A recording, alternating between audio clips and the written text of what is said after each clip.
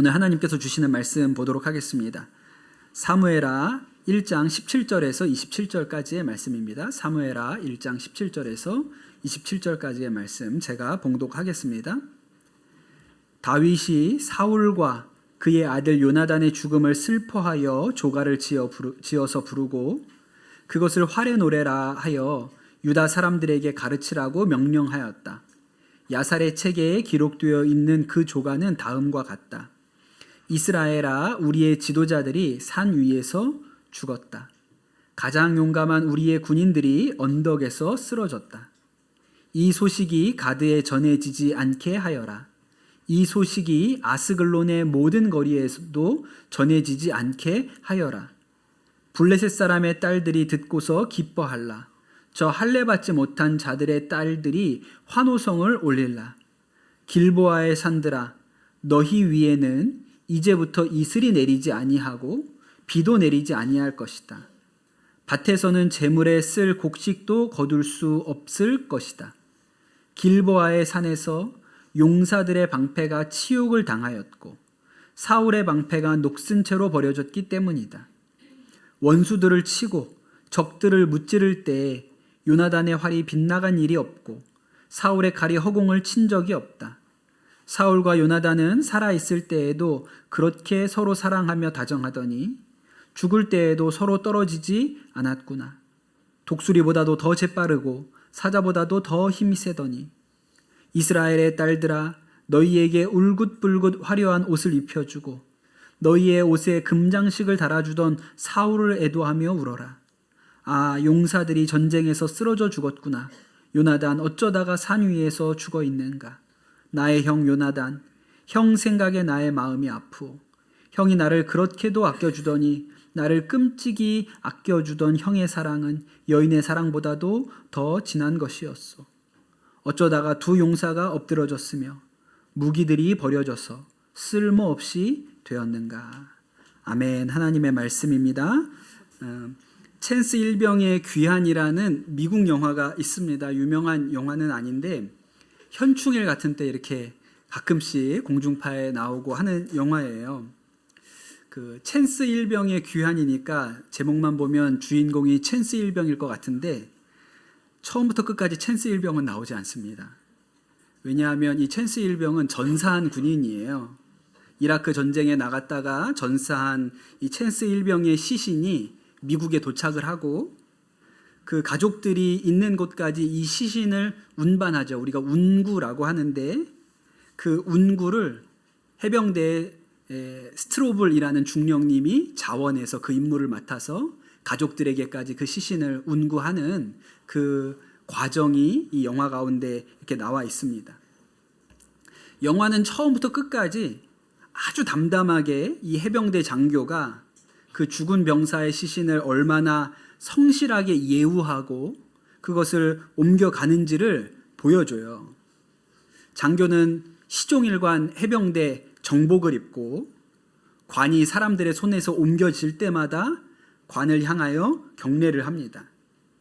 처음으로 이 관이 이제 비행기에 실릴 때 이 장교가 그 비행기 옆에서 그 관을 향하여 경례를 하고 예의를 표하죠. 이제 이 중령도 체크인 카운터에 가가지고 이제 비행기에 탑승을 해야 되는데 그 체크인 카운터에서는 그 1등석으로 좌석을 업그레이드 해줍니다. 왜냐하면 나라를 위해서 귀한 일을 이 군인이 하고 있기 때문에 1등석으로 업그레이드를 해주죠. 그리고 비행기가 공항에 도착을 했는데 거기서 이제 비행기를 한 번 더 갈아타야 되는 거예요. 환승을 해야 되는데 환승 시간이 깁니다. 그래서 아마 뭐 항공사에서 이 군인에게 이 장교에게 그 기다리는 동안 머물 수 있는 호텔을 제공했는데도 불구하고 이 중령은 나는 여기에서 이 관 옆에서 시간을 보내겠다, 지키겠다. 그렇게 해서 관 옆에서 기다리지요. 그리고 새로운 비행기를 타고 또 이제 목적지로 가는데 그 비행기 기장이 안내 방송을 합니다. 전사한 해병의 시신을 운구하게 된 것을 영광으로 생각합니다. 그렇게 방송을 하고 나중에 비행기가 도착해서 이제 승객들이 내리려고 할 때도 잠시 불편하시더라도 운구를 담당하는 장교가 먼저 내리실 때까지 기내에서 기다려 주시기 바랍니다. 그래서 이 장교가 가장 먼저 내려서 그 관을 운구할 수 있도록 그렇게 배려를 하지요. 그렇게 장례식장까지 아주 최고의 예우를 갖춰서 관을 운반하고 또 이제 장례식 염수가 되는 그런 장면이 이제 영화의 대부분의 내용이에요. 그러니 이 영화는 보면 무슨 액션 장면도 없고요. 뭐 이렇게 멋있고 이런 장면이 없습니다. 그런데 그 순간순간에 굉장한 감동이 있어요. 멋이 있습니다. 예.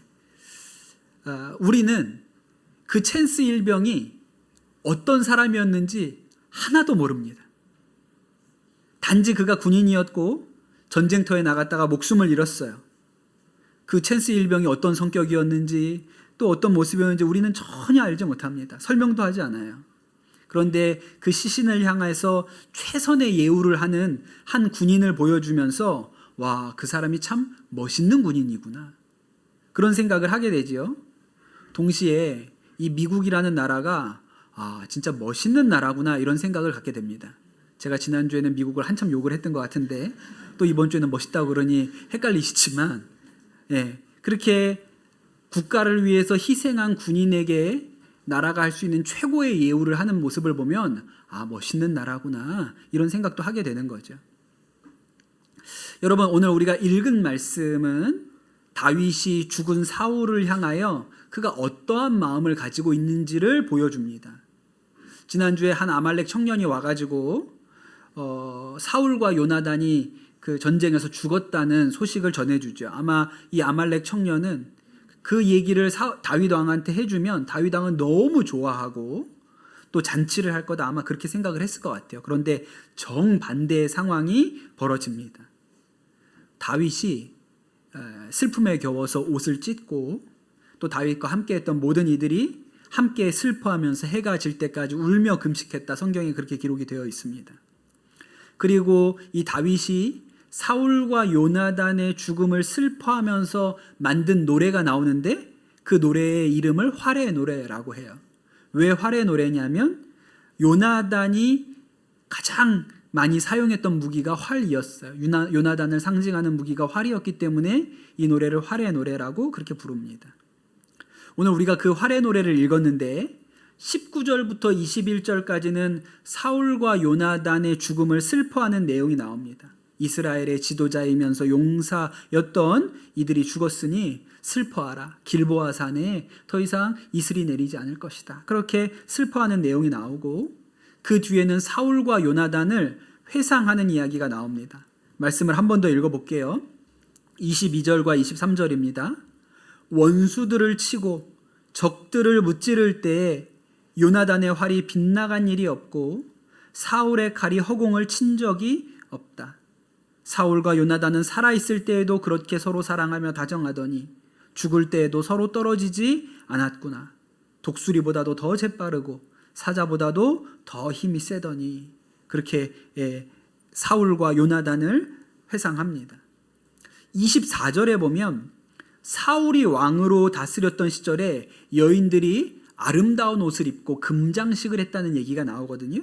그 얘기는 사울이 다스렸던 이 시절이 이전의 어떤 시대보다 풍요로웠던 시절이라는 것을 또 우리에게 알려줍니다. 그리고 나서 그 다윗과 요나단이 얼마나 돈독한 우정을 가졌는지에 대한 이야기도 나와요.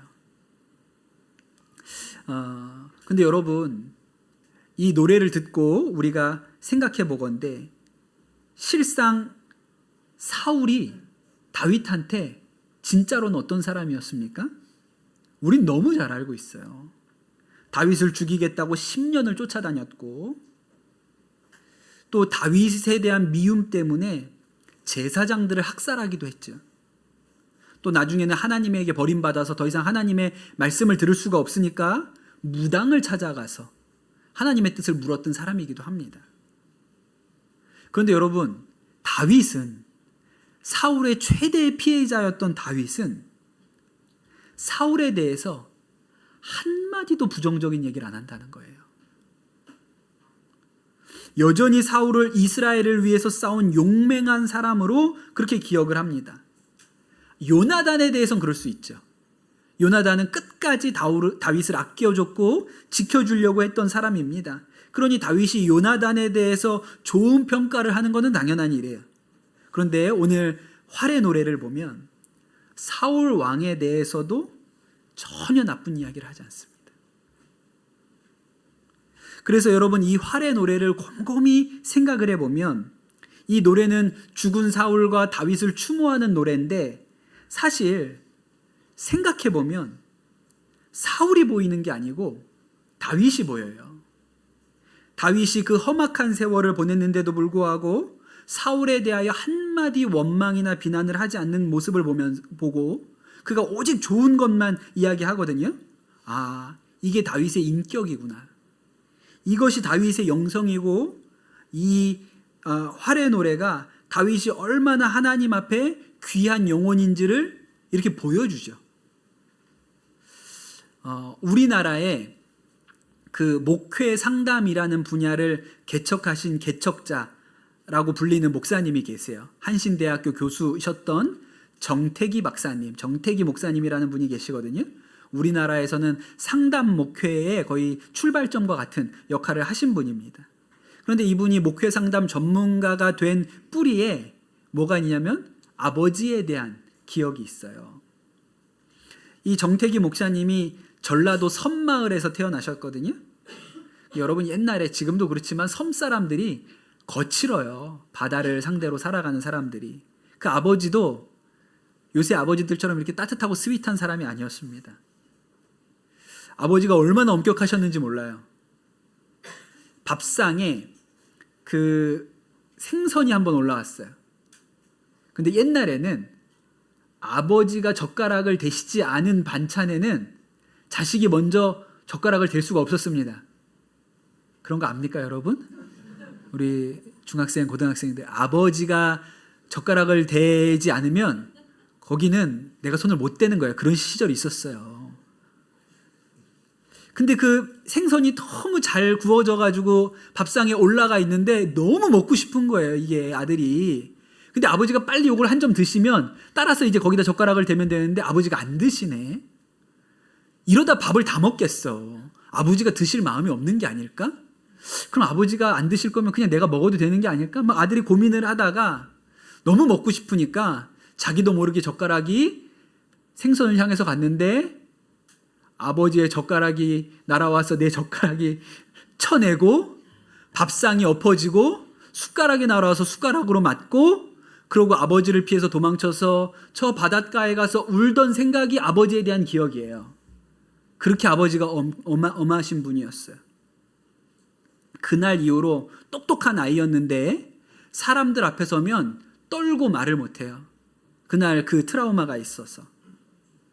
근데 이 아버지가 그냥 성격만 그런 게 아니라 그리고 나서 또 나쁜 일을 하셨는데 그 본부인을 두고 후처를 얻은 거예요. 옛날에는 그런 일들도 있었죠. 조강지처를 버리고 다른 여자와 살림을 차렸습니다. 그러니 정태기 목사님의 어머니는 아버지로부터 버림받은 그런 여인이 된 거고, 그 상처를 잊기 위해서 하루 종일 밭에 나가서 농사만 지었어요. 그냥 하루 종일 밭에 나가서 일만 하니 무슨 자식들을 챙기고 자식들에게 사랑해주고 이런 게 없는 거예요. 그런 집에서 컸습니다. 그러니 까닭도 모르고 그냥 이 정태기 박사님이 이 어린 시절에, 청년 시절에 마음 가운데 늘 화가 있어요. 불만이 있어요. 짜증이 있어요. 그리고 누구한테 말은 안 했지만 사실 인생의 목표가 뭐였냐면 아버지처럼 살지 않는 거. 그게 인생의 목표였어요. 아버지는 16살에 돌아가셨습니다. 그럼에도 불구하고 돌아가신 아버지에 대한 분노와 증오를 마음 안에 품고 그렇게 살았다 그랬어요. 그 미국에 유학을 가가지고 상담을 전공했는데 이게 어려운 거예요. 내 마음 안에 이렇게 완고하고 풀리지 않는 마음이 있으니까 이 공부가 잘 되질 않지요. 36살이 됐는데 그때까지도 사람들 앞에서 말을 못해요. 굉장히 똑똑해요. 시험 보면 1등인데 사람들 앞에 서서 말을 하려고 그러면 얼마나 다리를 덜덜덜 떠는지 별명이 재봉틀이었어요. 덜덜덜덜 떨어가지고. 그런데 이 아버지에 대한 쓴뿌리가 치유되는 과정이 있었는데 아무리 생각해도 아버지에 대하여 좋은 기억이 없거든요. 그러다가 한 번도 아버지에 대해서 따뜻하거나 정 같은 기억이 없는데 이분이 상담 공부를 하던 중에 이렇게 깊이 내면을 들여다보다가 한 가지 숨어있던 기억이 떠올랐다는 거예요. 무더운 여름이었던 것 같아요. 학교에서 운동회가 있었습니다. 요새는 운동회 못한다면서요. 시끄럽다고. 근데 옛날에 여러분 제 어렸을 때만 해도 운동회를 하면 온 가족이 학교에 왔습니다. 돗자리 펴놓고 온 가족이 그 도시락 상자를 열어가지고 거기서 먹고 이게 동네 잔치였거든요. 그날도 운동회 날이었는데 아버지가 육지에 나갔다 오시면서 당시로서는 참 귀했던 참외를 5개를 사가지고 오셨다는 거예요. 그 섬에는 참외 구경하기가 어렵죠. 참외 5개를 사오셨는데 그 운동회 날 그 참외 5개를 다 이 정태기 아들한테 주었다는 거예요. 그 생각이 났어요. 그 생각 하나가 아버지가 나를 향해서 사랑이 없었던 게 아니구나 라는 그 사실을 깨닫게 했다 그랬어요. 그리고 그 마음에 응어리졌던 아버지에 대한 분노와 노여움이 그 참외 5개가 떠오르고 나서 녹았다고 했습니다. 그 참외 5개 때문에 아버지를 진심으로 용서할 수 있었고 정서가 풀리고 그 다음부터는 이 상담 공부가 제대로 갈 수가 있었다고 그런 얘기를 하세요. 여러분 다윗이 사울을 생각하면 얼마나 부정적인 기억이 많아요. 여러분 이 사울이 다윗에게 숟가락을 집어던진 게 아닙니다. 창을 던졌어요. 몇 번이나 창을 던졌어요. 군인들을 대동하고 잡으러 왔던 게 몇 번인지 모릅니다. 그런데 여러분 곰곰이 생각해 보면 다윗에게도 사울에 대하여 좋은 기억이 있어요. 다윗이 골리앗과 싸우겠다고 나갈 때 사울이 어떻게 했습니까? 야, 너 그렇게 맨몸으로 어떻게 가냐? 내 갑옷이라도 네가 입고 나가라. 그래서 사울이 자신의 갑옷을 다 벗어서 다윗한테 입혀줬던 때가 있습니다. 또 이 사울이 악한 영에 시달릴 때 옆에서 다윗이 수금을 타면 사울이 평안해졌거든요.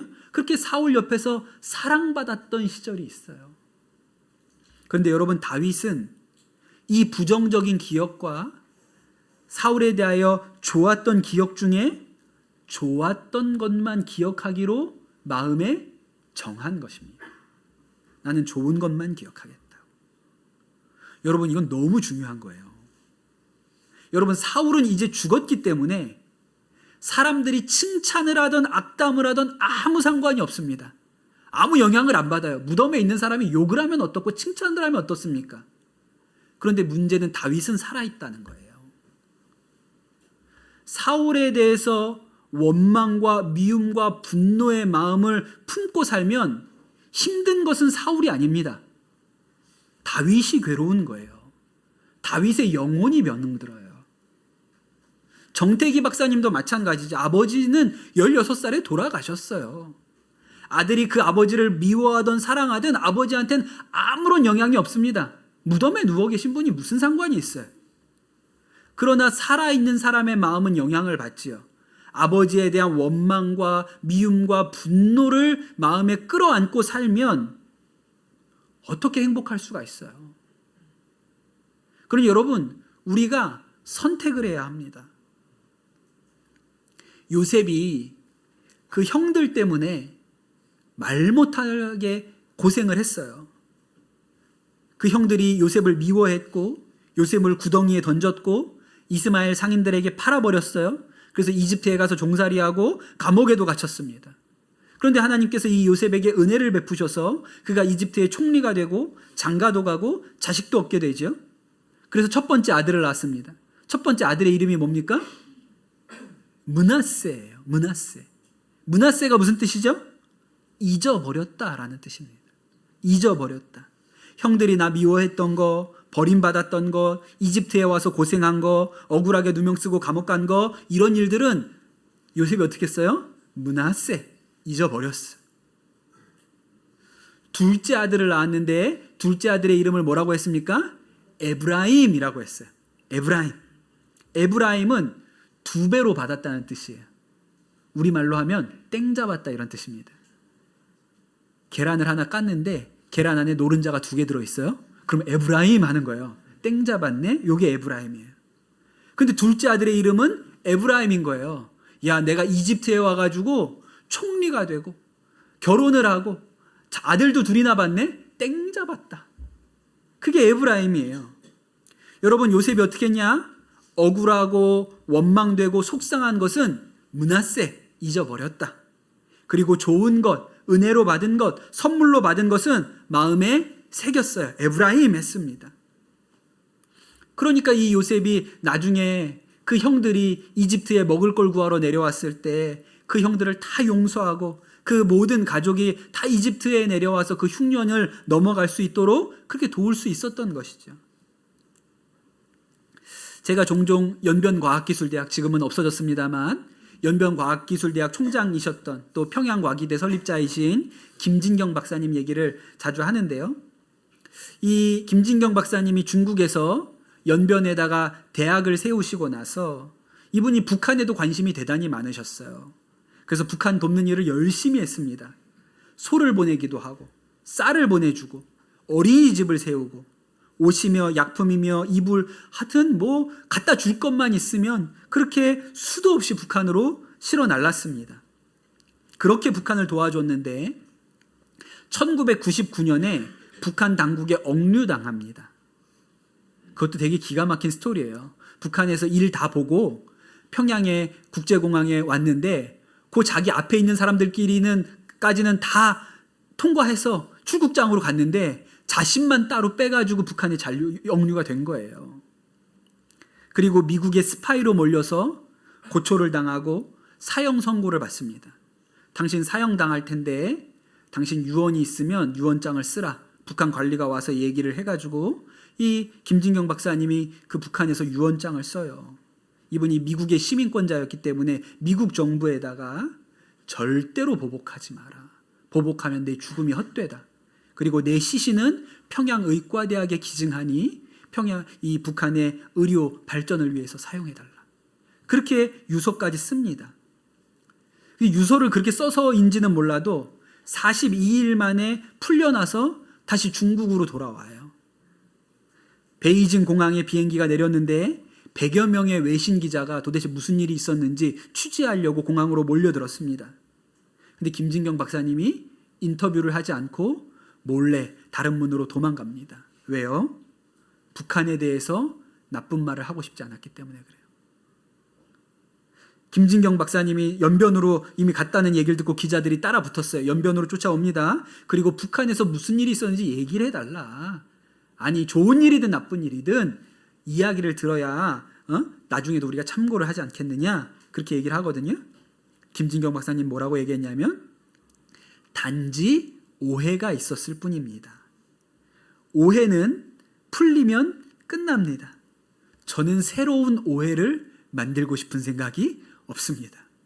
그리고 일절 북한에서 있었던 이야기를 하지 않습니다. 그로부터 꽤나 시간이 지난 뒤에 한국의 유명한 방송사랑 인터뷰를 한 적이 있거든요. 그때 사회자가 북한에 억류당했던 그 얘기를 이렇게 물었어요. 그리고 나서 질문을 하나 합니다. 억류되었던 당시에 혹시 고문을 당하시지는 않으셨습니까? 라고 물었더니 김진경 박사님이 뭐라고 대답했냐면 그런 얘기는 안 하는 게 좋습니다. 그렇게 대답했어요. 이게 김진경 박사의 신앙이고 그분의 인격이에요. 그분의 영성이에요. 본인을 힘들게 했던 것, 억울했던 것, 원망스러웠던 것들은 이야기하지 않습니다. 그 상황에서도 오직 좋았던 것만 얘기해요. 그래서 북한이 김진경 박사의 진가를 확인합니다. 저 사람은 민족을 위해서 일하는 사람이다. 저 사람은 민족을 위해서 일하기 때문에 이 북한에 대해서 절대로 나쁜 이야기를 하지 않는 사람입니다. 그렇게 그 사람들이 김진경을 이해하고 2년 뒤에 그가 억류되었다 풀려나서 2년 뒤에 북한의 교육성 관계자들이 연변으로 찾아오지요. 그리고 평양에도 당신이 연변에 세웠던 것과 똑같은 대학을 세워달라. 지금 연변의 대학은 없어졌지만 평양의 과학기술대학은 여전히 운영 중에 있습니다. 제가 이렇게 목회를 하다 보니까 때때로는 섭섭한 일도 있고 오해받는 일들도 있고 억울한 상황도 겪게 될 때가 있어요. 왜 없겠습니까? 그런데 제가 목회하면서 금과 옥조처럼 붙들고 있는 말씀이 하나 있습니다. 이 말씀을 저에게 주신 분은 우리 교회 설립자이신 변기수 목사님이세요. 변기수 목사님이 저한테 뭐라고 얘기하셨냐면 아무리 이상한 교인도 없는 것보다는 있는 게 낫다. 이렇게 가르쳐 주셨어요. 아무리 이상한 교인도 없는 것보다는 있는 게 낫다. 근데 이 말씀을 곱씹잖아요. 진짜 맞는 얘기예요. 없는 것보다는 있는 게 나아요. 여러분, 목사가 성도를 생각하면요, 교회 나와 준 것만 해도 고맙습니다. 교회 나와 준 것만 해도 고마워요. 그렇지 않습니까? 때때로 어렵게 하는 일도 있고 속상한 일들도 있죠. 또 어떤 분들이 그렇게 그런 일들 때문에 교회를 떠나신 분들도 계세요. 근데 저는 좋은 것만 마음에 남겨둡니다. 그분이 우리 교회에 나오셨던 거, 함께 예배드렸던 거, 또 여러 가지로 도와주셨던 일들만 기억합니다. 왜 그럴까요? 앞으로도 목회를 해야 되잖아요. 마음에 성도들을 향해서 원망이 있고 억울한 게 있고 섭섭한 게 있고 분노가 있어요. 그럼 어떻게 교회를 합니까? 어떻게 예배를 드려요? 그러니까 좋은 것만 기억합니다. 우리 교회가 선한목자교회에서 분립한 교회잖아요. 그래서 파송 선교사님들이 오셨어요. 파송 선교사로 왔기 때문에 오셨다가 또 다시 선한목자교회로 돌아간 분들도 많이 계시죠? 저는 오셨던 것만 기억해요. 돌아가신 건 기억하지 않습니다. 오셨던 것만 기억해요. 얼마나 감사한 거예요.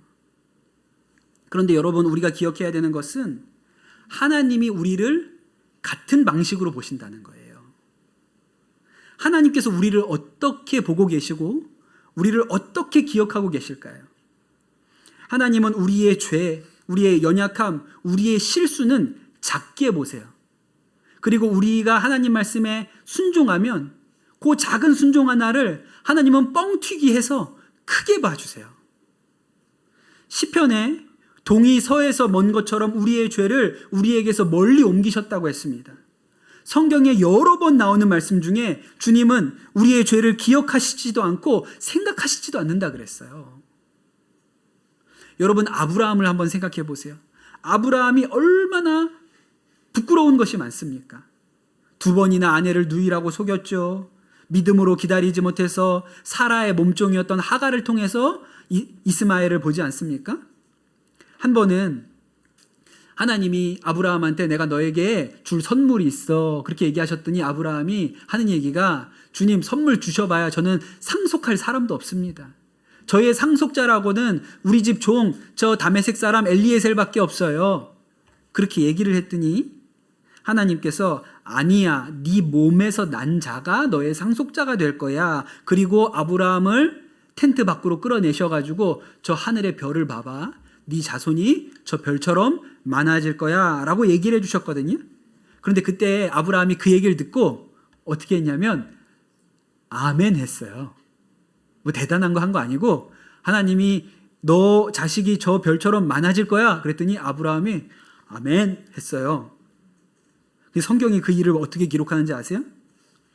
아브라함이 주님을 믿으니 주님께서 아브라함의 그런 믿음을 의로 여기셨다 그랬어요. 아브라함이 한 거는요, 아멘 한 거밖에 없어요. 그런데 하나님은 그 아멘 소리를 듣고 그게 네 의야. 너 귀해. 너 아멘 했지? 그 아멘대로 될 거야. 라고 얘기를 해주신 거예요. 하나님은 우리를 어떻게 보시느냐? 허물은 작게 보시고 작은 의는 크게 보세요. 하나님이 우리를 객관적으로 기억하지 않으세요. 아주 선택적으로, 아주 주관적으로 기억하세요. 우리가 잘못하고 못되고 실수하고 연약한 것은 작게 기억하시고, 우리가 조금 잘한 거, 조금 괜찮은 거, 이런 것은 크게 기억하세요. 근데 여러분, 우리도 우리 가족을 그런 눈으로 봐야 합니다. 우리도 우리 이웃을 그런 눈으로 봐야 돼요. 그래서 여러분, 원망은 물의 색이라 그랬고 은혜는 바위의 색이라 그랬어요. 섭섭한 거, 속상한 거, 원망되는 거, 분노 일어나는 거, 이런 것들은 어디 색이라고요? 물에 흘러가게. 그리고 은혜는, 좋은 것은, 선물은 바위의 색이라 그랬습니다. 잊어버리지 않도록이요. 여러분, 다윗이 사울의 죽음을 슬퍼하면서 사울의 업적을 기억하고 그를 높였기 때문에 다윗의 영혼이 복을 받은 것입니다. 예, 그 마음 가운데 억울한 게 없고 섭섭한 게 없고 분노되는 것이 없었기 때문에 나중에 다윗의 나라가 평안할 수 있었던 거예요. 다윗이 여전히 사울에 대하여 분노를 가지고 원망을 가지고 미움을 가지고 있었으면 그 다음에 어떻게 했을까요? 사울 집안 쫓아내는데 모든 에너지를 다 썼습니다. 그럼 나라가 어떻게 서 있겠어요?